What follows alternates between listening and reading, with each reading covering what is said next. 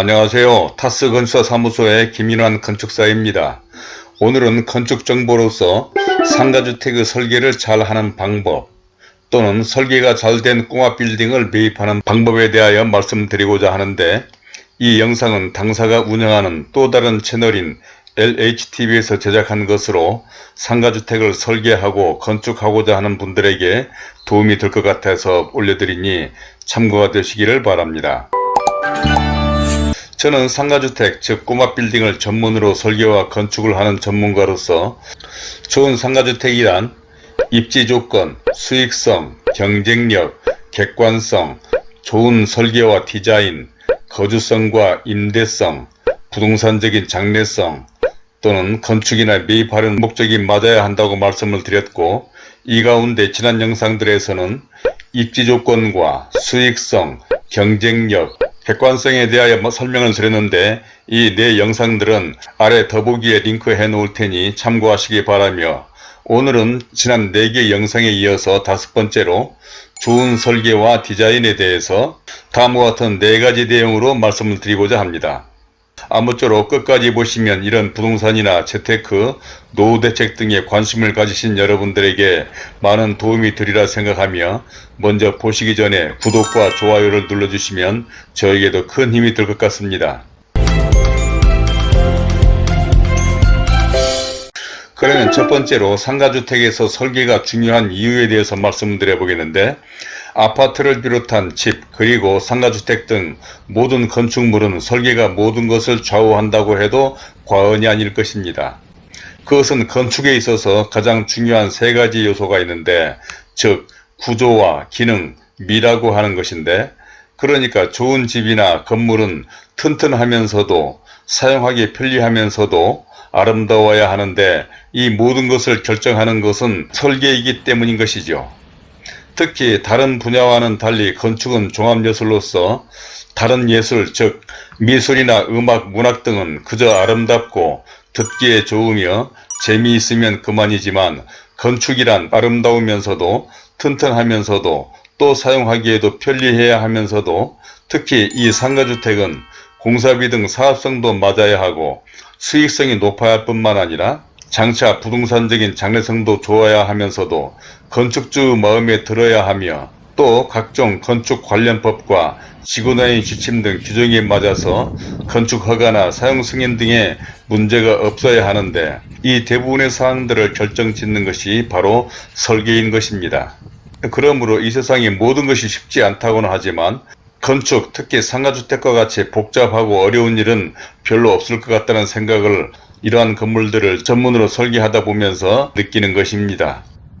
다음으로는 두 번째로 설계가 잘 된 건물은 어떤 건물인가에 대해서 말씀드려 보겠는데, 그렇다면 설계가 잘 된 건물은 과연 어떤 건물일까요? 당연히 위에서 설명한 건축의 중요 3요소인 튼튼하면서도 사용하기 좋으면서도 아름다운 건물일 것입니다. 그런데 사실 이 3가지 중요한 요소를 모두 다 만족시킨다는 것은 사실 그리 쉬운 일이 아닙니다. 물론 어떤 경우라도 구조, 즉 튼튼한 것은 가장 기본이 되어야 하지만, 사용하기 좋게 하다 보면 아름다운 것이 희생되고, 또 반대로 하다 보면 사용하기 불편한 건물이 되기 때문인 것이죠.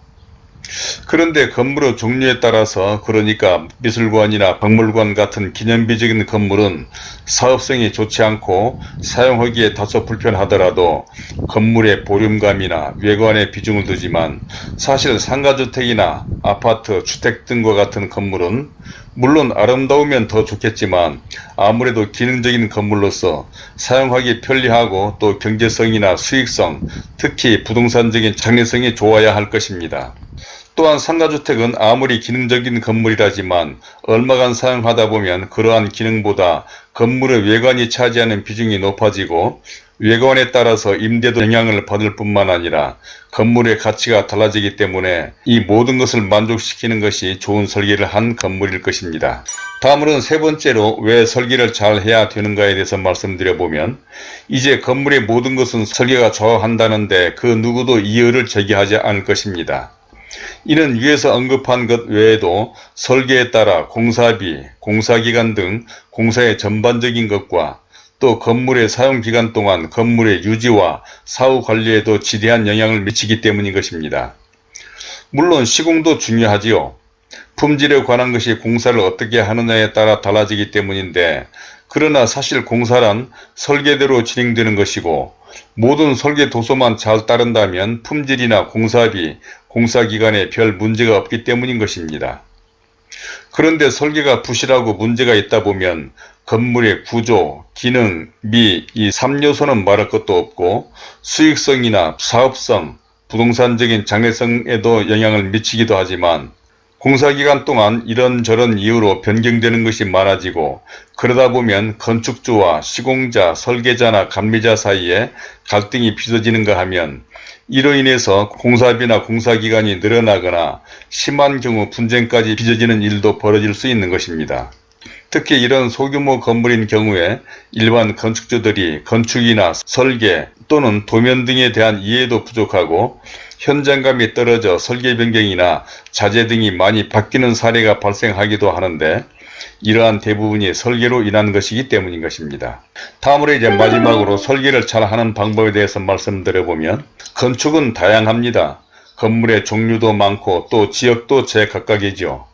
그러니까 상가주택, 빌딩, 아파트, 병원, 공장 등 수많은 종류의 건축물이 있고 또 기존의 일반 지역과 최근 많이 조성되고 있는 택지개발지구, 즉 신도시 등도 있습니다.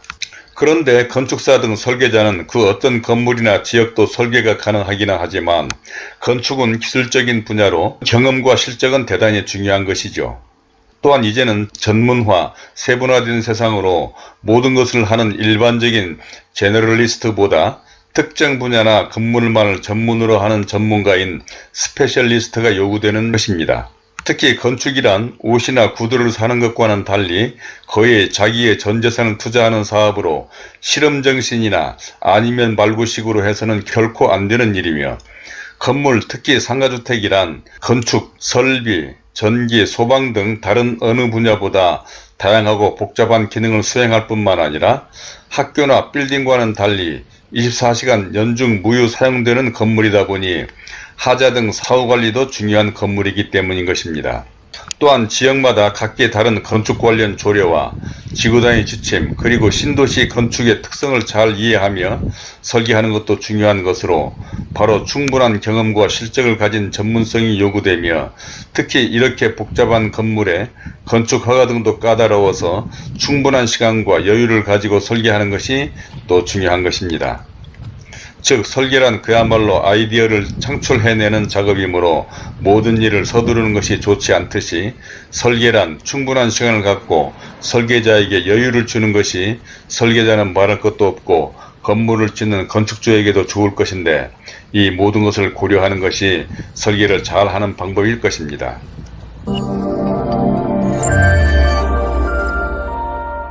자, 이제까지 객관성 있는 공업빌딩을 매입하는 방법, 객관성 있는 상가주택의 설계와 건축 방법에 대해서 첫 번째로 상가주택에서 설계가 중요한 이유에 대해서, 두 번째로 설계가 잘된 건물은 어떤 건물일까, 세 번째로 왜 설계를 잘 해야 되는가, 마지막으로 설계를 잘 하는 방법 등에 대해서 말씀을 드렸는데 오늘은 설계에 관한 일반적인 사항들에 대해서 말씀을 드렸지만 설계의 중요성, 기획의 중요성, 기본 설계, 실시 설계, 설계 도면 보는 법, 주차장 설계, 일조권, 지구단위, 행정 절차 등 구체적인 설계 방법 등에 대해서는 이미 많은 영상들을 만들어 놓은 것들이 있어서 주요한 것들은 아래 더보기에 링크를 걸어 둘 테니 보시면 많은 참고가 될 것입니다.